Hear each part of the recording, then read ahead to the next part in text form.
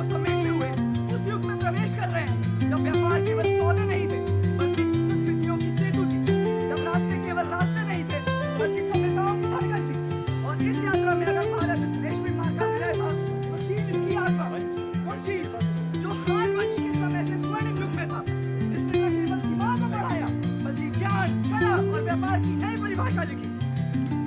ये जो गगनचुंबी टावर आप देख रहे हैं, ये केवल पत्थर और ईंटों का ढांचा नहीं, ये चीन की शक्ति, समृद्धि और दूरदर्शिता का प्रतीक है। यही वो दौर था जब चीन ने सिल्क रूट की महिमा को पहचान दी और अपने रेशमी को पश्चिमी दुनिया तक पहुंचाया।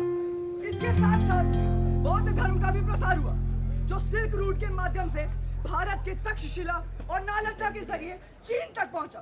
चीन ने न केवल व्यापार किया बल्कि सांस्कृतिक आदान प्रदान भी बढ़ाया, जिसने एशिया और यूरोप के बीच संपर्क को मजबूत किया। चीनी चित्रकला अपनी सूक्ष्म रेखाओं, प्राकृतिक दृश्यों और धार्मिक प्रभावों के लिए प्रसिद्ध थी। सिल्क रोड के माध्यम से चीन ने चित्रकला की कई संस्कृतियां तक पहुंचाई और उनमें सहमति हुई। सिल्क रोड के माध्यम से चीन की शान हुई, कला की प्रसिद्धि हुई, जिसमें पहाड़, नदियां, बादल और प्रकृति के विभिन्न तत्वों को कोमल ब्रश स्ट्रोक द्वारा चित्रित किया गया। अगला देश है भारत। भारत का मसालों का व्यापार और हिंदू धर्म का प्रसार। जब हम सिल्क रोड की यात्रा में आगे बढ़ते हैं तो हम पहुंचते हैं भारत, जो इस महान मार्ग का हृदय था। एक ऐसी भूमि जहां व्यापार, संस्कृति और आध्यात्मिकता ने सदियों तक पूरी दुनिया को आकर्षित किया है। भारत केवल एक व्यापारिक केंद्र नहीं था, बल्कि ये पूर्व और पश्चिम के बीच एक जीवंत सेतु था, जहां से ज्ञान, धर्म, कला और विज्ञान पूरे एशिया और यूरोप तक पहुंचे। ये भूमि वही थे जहां से मसाले, रत्न, वस्त्र और बौद्धिक संपदा सिल्क रोड के माध्यम से विश्व भर में फैली।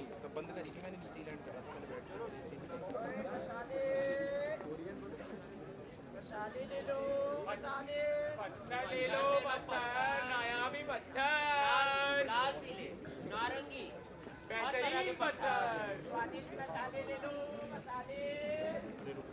भारतीय मसाले इतने मूल्यवान थे कि इन्हें काला सोना कहा जाता था। यह व्यापार भारतीय बंदरगाहों से होकर फारस की खाड़ी, लाल सागर और भूमध्य सागर तक पहुंचता था। भारत को रत्नों की भूमि भी कहा जाता था। हीरे, इलम, पन्ना, मानिक और मोती भारत से फारस, रोम और चीन तक निर्यात किए जाते थे। आर्यभट्ट जैसे विद्वानों के ग्रंथों का अनुवाद फारसी और अरबी भाषाओं में हुआ, जिससे ये ज्ञान इस्लामी जगत में और यूरोप तक पहुंचा। अगला देश है अरबिया। अरब देश सिल्क रोड के प्रमुख व्यापारिक और सांस्कृतिकों का केंद्र था, जहां से इत्र, कालीन, गहने और मसाले का व्यापार पूरी दुनिया में फैला।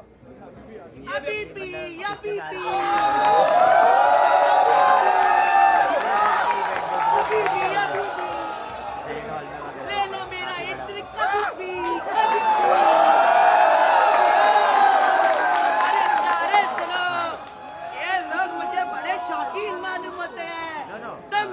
अभी की तरफ से आप सभी के लिए फ्री इत्र, अभी भी ये लो, अभी भी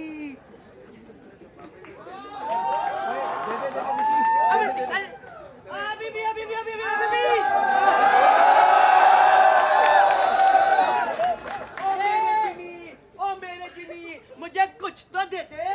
मांगो। अच्छा, तो मेरी पहली विश होती कि तू मुझे पपी लव पे हासिल दे।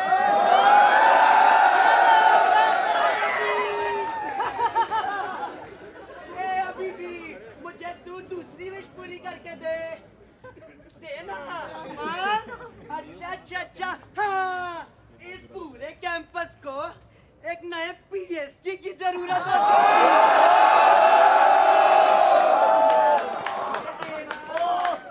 अगले साल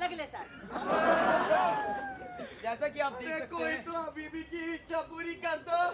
अरे इसको मारो।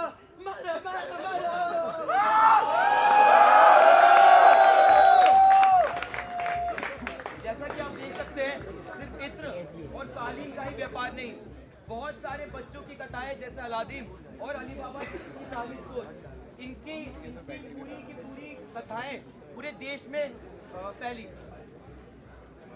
बगदाद, दमिश्क और काहिरा जैसे शहर व्यापार और ज्ञान के केंद्र बने, जहाँ से विज्ञान, गणित और चिकित्सा संबंधी ज्ञान यूरोप तक पहुंचा। अरबों की व्यापारिक शक्ति ने न केवल आर्थिक समृद्धि बल्कि सांस्कृतिक और विज्ञान के आदान प्रदान को भी बढ़ावा दिया। अगला देश है मिस्र। सोने का व्यापार और दास व्यापार। मिस्र सिल्क रोड का स्वर्ण द्वार था, जहाँ से सोना, मसाले, लिनन और दुर्लभ पत्थरों का व्यापार यूरोप, एशिया और अफ्रीका तक फैला। इसके साथ साथ गुलामों का व्यापार भी यहाँ पे काफी समृद्ध था। मिस्र से यूरोप का रास्ता मेडिटेरेनियन सी से होके जाता था, जिसमें बहुत सारे नाव और बहुत सारे शिप्स बनाने पड़ते थे।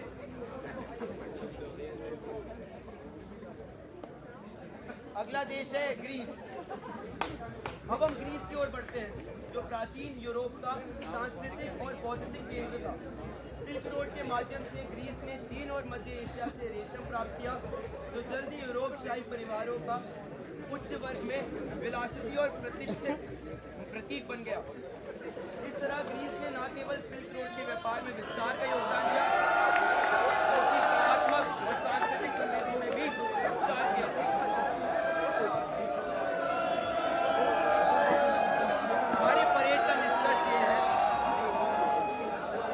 परेड का निष्कर्ष ये है, ये सिल्क रोड का इतिहास न केवल व्यापार का मार्ग था, बल्कि ये सांस्कृतिक आदान प्रदान, धार्मिक विचारों और मानवता के विकास का भी एक अद्भुत उदाहरण था। सिल्क रोड ने विभिन्न देशों के बीच संवाद, विचारों का आदान प्रदान और तकनीकी नवाचार को भी संभव किया। इसके माध्यम से व्यापार, संस्कृति और ज्ञान का एक अद्भुत मिश्रण हुआ, जिसने आधुनिक दुनिया की संरचना को आकार दिया। आज हम जिस वैश्विक नेटवर्क का हिस्सा है, उसकी नींव कहीं ना कहीं इसी सिल्क रोड ने रखी थी। धन्यवाद।